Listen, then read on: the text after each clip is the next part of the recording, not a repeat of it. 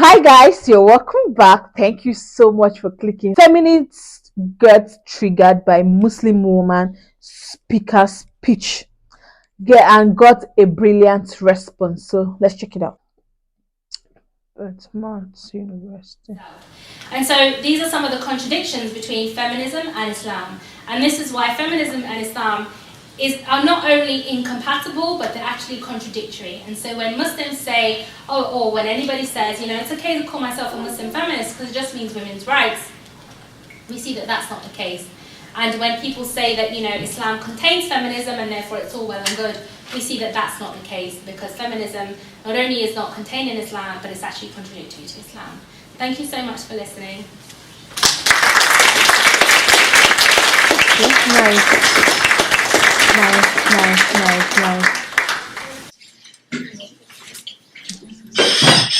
Oh, one at that. Okay. Speaking as a British person and as a feminist, I found this quite offensive.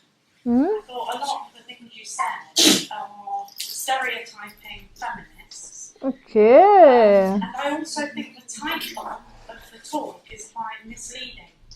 So I came here because I thought this was about Islamic or Muslim feminists, Muslim women who are fighting for women's rights in Islamic countries. Okay. I didn't expect it to be such a To be against it. criticism of Western feminism. Mm. And there were lots of things that you said that actually I think are wrong. And one of them that I thought was just a bit strange was when you said that British or Western feminists wouldn't be happy if a woman wore a long skirt. Well, I'm wearing a long skirt. I didn't say not a long skirt. Just to clarify, I said if I wore a long skirt and said this was for a concept of modesty, that's what I was talking about. So it's not what the clothing is, but it's the ideology behind it. So the concept of modesty in of itself, which is what I was explaining, is what feminists would consider to be an affirmation of the patriarchy in itself. So if I choose to dress a certain way, not because I simply want to, but because it's a concept of modesty and because it's about a relationship between men or women, then that's what I was talking about. I wasn't just talking about wearing long skirts in of itself. But just to come back to some of your points, so you said that you found it offensive and wrong. But simply saying it's offensive and wrong isn't actually an intellectual argument. So I brought many arguments, I brought many criticisms, and if you found it offensive, I would like to hear some actual substantive arguments about some of the concepts that I've raised, rather than just saying that you found it offensive, because unfortunately, emotion in of itself is not an intellectual argument. And then you said that you found it, the title misleading because you thought it would be about Muslim women fighting for women's rights, and that's exactly what I've talked about. I've talked about Muslim women fighting for women's rights, but it just happens to not be under the guise of feminism. Rather, we think that Islam is sufficient for this. So on all three of your points, there's my responses. And like I said, if you do have any actual substantive responses to any of the facts that I've mentioned, that would be a better response, because then we can discuss that. But simply to say, one is offended is not really a basis for discussion. Okay. Any other questions? Okay. The suffragettes. Okay. Yeah. So the suffragettes, which is 100 years ago, are women who fought for women's right to vote. Why would they be used as an example of bad feminism? Well, I explained this. So basically, in today's society, the tactics that they used would be considered unacceptable.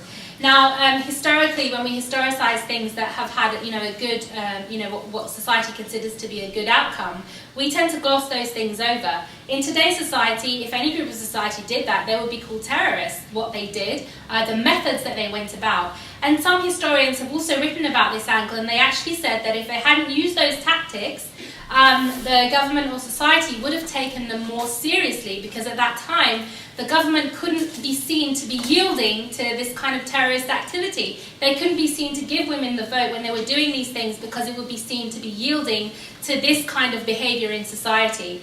And so, if that's what feminists advocate, then that's basically disruption in society and just to get sort of their goals. That is why. Most groups who are fighting for equality, which is something you don't seem to like the concept of, they don't get equality, they don't get their rights through, not often, through peaceful means, often there is a disruption to society.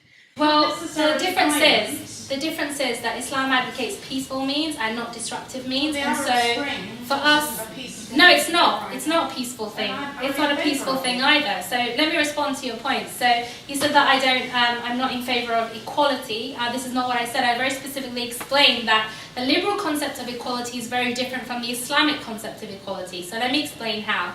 In Islam, it's considered, the Prophet, peace be upon him, said that all people are as equal as the teeth of a comb. So whether you're male, female, black, white, whatever, you all start on an equal footing. And Islam says that the most virtuous of you, or the best among you, is the one who is most virtuous or righteous or pious. It's not about your gender. It's not about your religion. It's not about it's not about who. It's not about what you didn't have control over. It's not about your race. It's not about your tribe, because you didn't come into life with any control over these things. Nobody chose to be born a man. Nobody chose to be born a woman, and therefore why should anyone be privileged in that regard? In Islam, equality is something different. Rather, we have a concept of parity.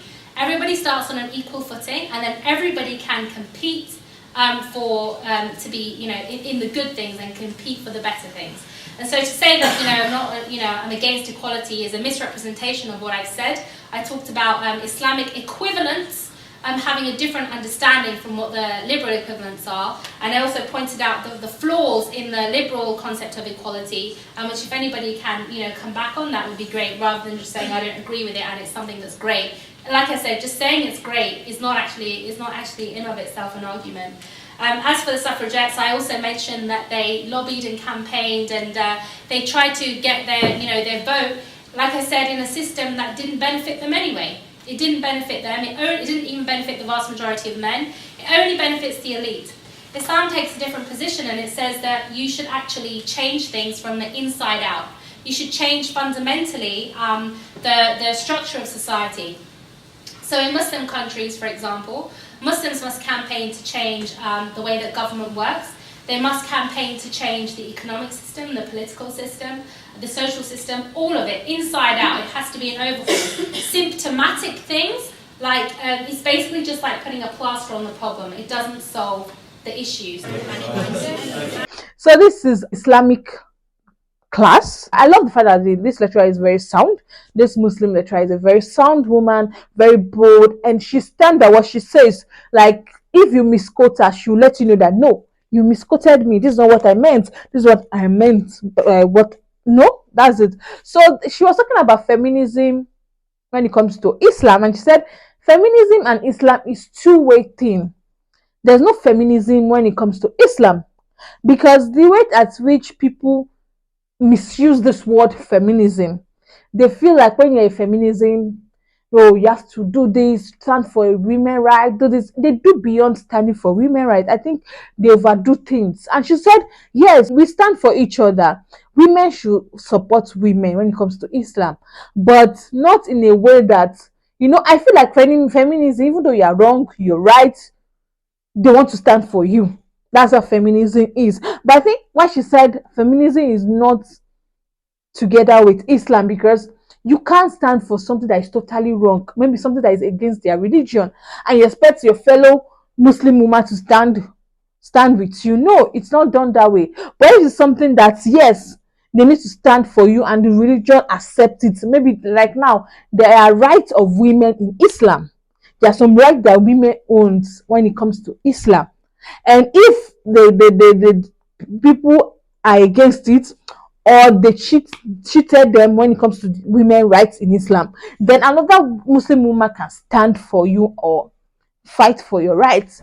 So, but she said feminism is not something that they really take hold on when it comes to Islam. But the students kind of twisted our word and said, oh, if you say feminism is not allowed in Islam, then that means women are not fighting for each other, right? Blah blah. And I love her that she cleared that doubt on that.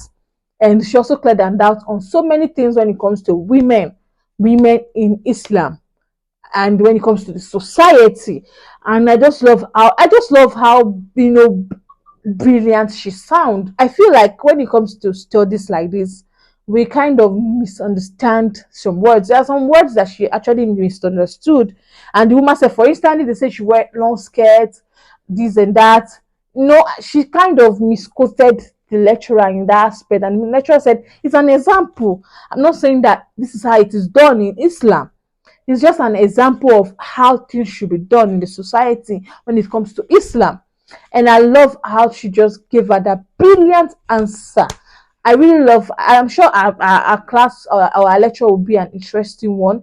I really want to know who she is. If I can get more of her videos, I really want to learn more of Islam through. And I'm sure she will teach more on, the rights of women in Islam and Islam in general, the Quran and everything. And that was a very beautiful. I won't call this a debate. I won't really call it a debate. It's just like a question and answer section because you know they're having a lecture and yeah you have when you're in a lecture room you're free to ask a question so you can learn more. And I love the fact that the lady asked that question because I'm sure a lot of students there would have also misquoted her or misunderstood her words when it comes to feminism, and thankfully somebody asked the question about feminism versus Islam and she gave them a brilliant answer. That was a beautiful one. I really enjoyed this video. Thank you so much for watching, guys. Don't forget to smash that subscribe button for more. Like, share, and comment. I'll see you in the next one. Bye.